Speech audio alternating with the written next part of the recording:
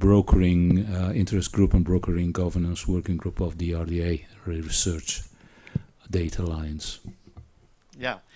Thank you very much, Mr. Chairman. Yeah, well, I mean, actually, today I have a different hat also. I mean, I'm part of GEO, you know, Group on Earth Observation. So here, I mean, I'm going to tell you more about what we have been doing in order to, well, let's say, collect and share observation data, and maybe more than data, as far as, you know, one planet, our planet, the Earth. And let me see. Yes, it works. So as I said, this is done by GEO. GEO is the Group on Earth Observation. It is a coalition of governments and participating organizations, and they basically manage a program which is called GEOS, Global Earth Observation System of Systems. And I guess that you are interested in this last part. I mean, a system of systems. I mean, how to build, you know, not just a single system, but to, you know, let's say, build on existing and maybe next coming systems in order to discover, access, and use data, and not only data. And of course, I guess that we have a lot of common ground, because we are targeting many different, you know, user categories, scientists, of course, but also policymakers, maybe practitioners, and even citizens. Well, I mean, let's say that we started from scientists. We are now addressing more and more policymakers. Well, as far as citizens, I don't know. I mean, there are a lot of challenges, but you also mentioned a few of them. So we have common challenges, basically. Today, GEO consists of 104 governments. You can see, I mean, we have a few empty spots there, in particular for Africa and South America and part of Eastern, Middle East. And we have 106 participating organizations. Of course, dealing with global changes, dealing with Earth observation. Space agencies, of course, are part of them. And we are targeting 8 different, they are called societal benefit areas. So the goal here, it is to understand how Earth observation data and information can help at least 8 major societal areas, from health to cities, you know, digital cities, or you know, disasters reduction, etc., etc. Well, so now let's move on, and I'll tell you what we have been doing. GEO started GEOS in 2005. We ended our first 10 years in 2015. We learned a lot of lessons, and I will try to explain you what are the lessons. And now we entered in the second, you know, decade. So governments, the GEO members, you know, gave us new 10 years in order to, you know, move on. And this is, I mean, the gray bubble here, it is what I call the GEOS community platform environment, okay? So it is a system of systems. So we applied a sort of ecosystem approach, in a particular a pattern which is called upstream, midstream, and downstream. So we started from the upstream. These are the GEOS providers. They provide data, they share data, they publish, you know, data. In some cases, open and free data. In some other cases, they are not so free.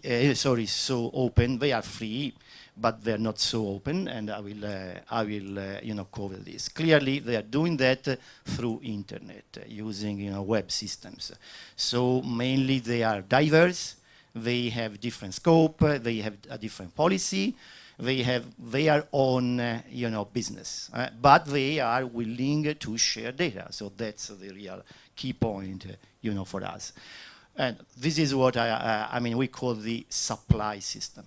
On the other side, we have a downstream. So we have users or potential, users, and we distinguish between two different types of users, so-called intermediate users. So they are basically, developers. They can be private or public agency, such as, ASI or ESA or CNR, so basically, they develop specific applications for end and final users. But in some cases, also we have end users as our, users. So how to fill, this gap with this midstream? So basically, we develop sort of platform. It is called Geo's common infrastructure, but you can call it platform because infrastructure is a bit low level from my point of view. And as you can see, I will cover 3 different artifacts, let's say, about this platform. The first one is a set of principles. So we said if you are interested in being part of the GEOS environment, you must implement a set of data sharing principles. So you want to share something, because if you don't want to share something, maybe this is not your right place. So this is a set of data sharing principles. You mention a couple of principles which are also part of our principles, such as to share open and free as much as possible, or with the minimum cost, etc., etc. The other set of principles are called data management principles. So that basically means that we are not pushing. This is a real voluntary based, effort. So we cannot push or we cannot pay people to, improve the quality of their data, but in order to be reusable by others, well, let's say first discoverable, then accessible, and finally reusable by others, they must reach a certain quality level. So this is part of the data management principle. They must implement a certain level of discoverability, accessibility, usability.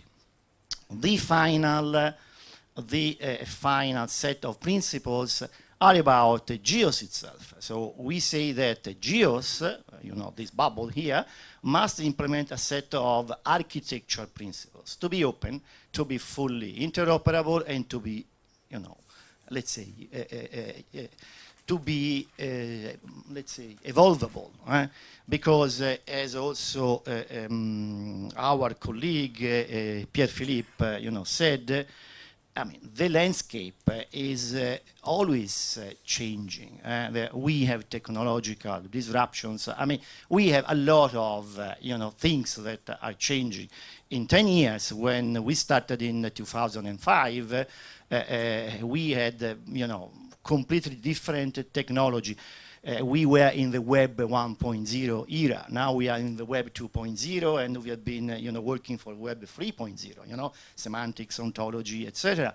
And so clearly, this bubble has to be flexible. You must be able to keep it open and flexible enough in order to change, evolve it. For instance, here I've just, included data systems, but as also was said several times, we have big data analytics platforms. We have data cubes, platforms. So clearly, these are part of our landscape, and we have, just in these months, we have been, working in order to, design a new GEOS architecture. So these are the principles. Then we develop what is needed in order to implement mediation services, so that these people here don't have to change their systems, because, as I said, they just want to share. They don't have time, and in some cases, resources to implement new things specifically for GEOS.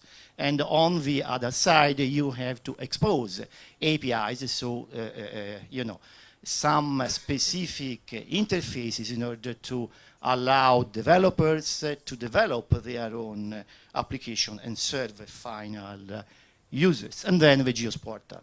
We, of course, wanted to expose a general portals so that anybody, including also citizen, can access GEOS to discover what GEOS is doing, and in particular which data sets are open and free, etc., etc. Okay. My last,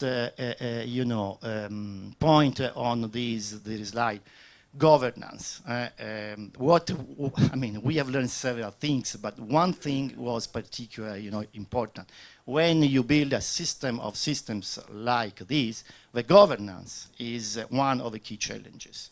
You must be sure that your data providers, so the upstream and the downstreams, your users, can influence, can be part of your governance. And you must come up with, as much as possible, a clear governance, in order to keep everybody part of the loop, in order to, understand what are the challenges, in order to share data, open and free, and on the other side, to use this data. So, governance. This is the present, situation. We will, in 10 days, we will meet in Florence. It is called the GEOS Provider Workshop. More than 120 members of GEO will join from 93, I guess, different organizations. They are this cloud here, and we will, discuss what are their challenges, what are their experiences, what are their needs, etc. So build this network is another lesson. You have to build your providers, community. You have to curate them. You have to listen to them, and you have to put in place, such as this brokering, service, what is needed in order to address their needs. If you are a voluntary-based effort, you have to solve these issues, in order to connect to their systems. You cannot ask much from them. And so let's move on. Numbers. We have 155 broker data systems.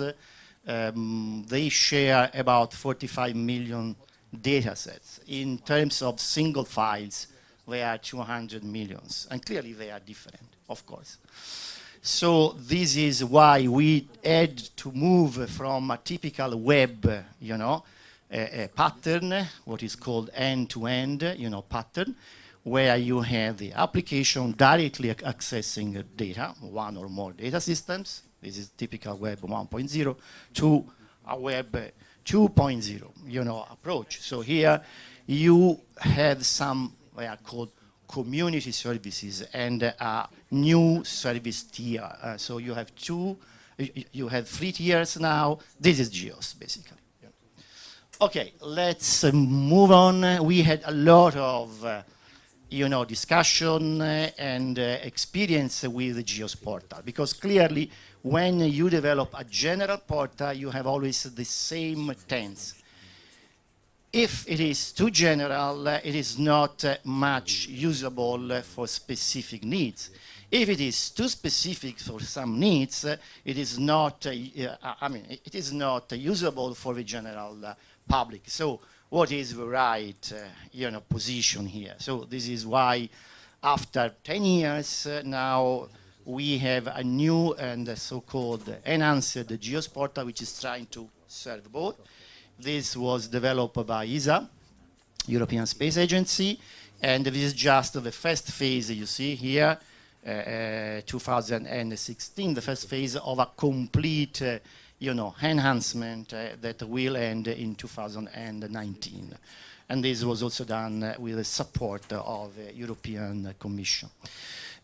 Brokering, I was asked to tell you more about our brokering pattern appliance. Well, there are several benefits, as I covered, allow you to be flexible, etc., etc. There are some challenges indeed. The first challenge is trust. If you have to access some mediation or intermediation services, you must trust them, okay? So you have to build trust into your community. The second one I already covered. It is governance, because clearly this is a community service. So the governance, I mean, to feel part of this is crucial. And then new cultural and business model.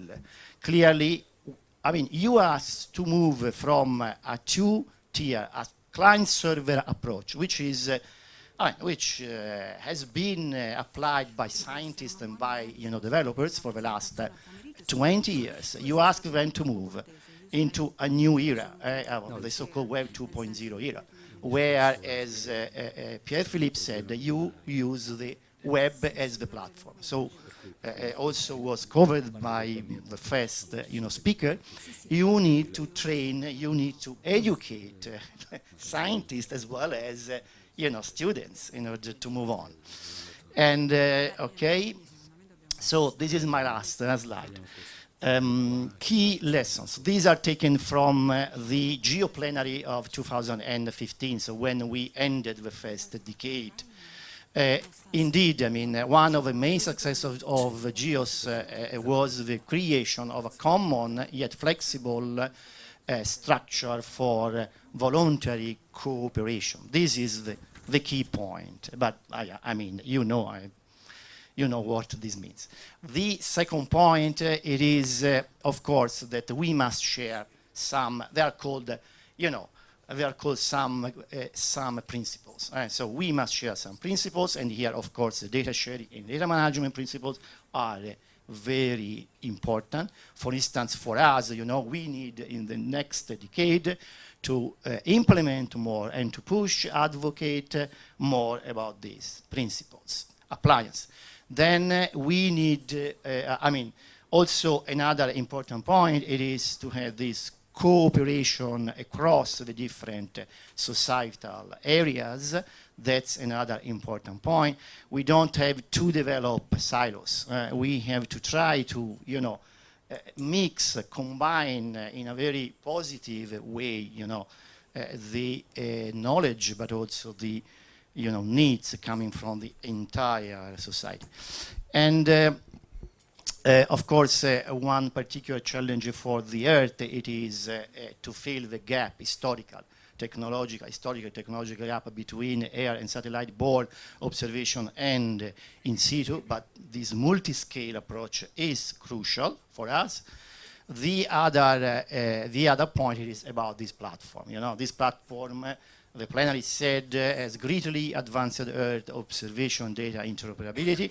Nevertheless, we have to, advance, evolve that, considering the new web technologies, but as well as moving more from, discoverability and access to usability. And this is where information and knowledge come in. I mean, we have to, move. And just to tell you two very simple things, we have 200 million of single data granules, they're called. But the real importance for users, it is not just to access data. It is to access data with a certain meaning. They want to understand what a data is useful for. So basically, now we are talking about essential variables. Essential, a variable, it is essential for a given scope. So you have also to introduce a new concept, which is the goal. So you have the goal, you have a set of variables in order to, understand the goal, and some variables are more useful than others. So this is what is going on now in GEOS. Clearly, it's up to scientists, experts to come up with a list of essential variables, which is not a frozen list. Of course, it is a living list. But if you don't do that, you will not be able to address your users, non-expert users' needs. There are some, many other slides. I just put them so that you can go through them and understand more about our technological solutions in order to address some big data challenges. But, this is, of course, you can do it offline. Thank you very much. Thank you, Stefano. Thank you very much.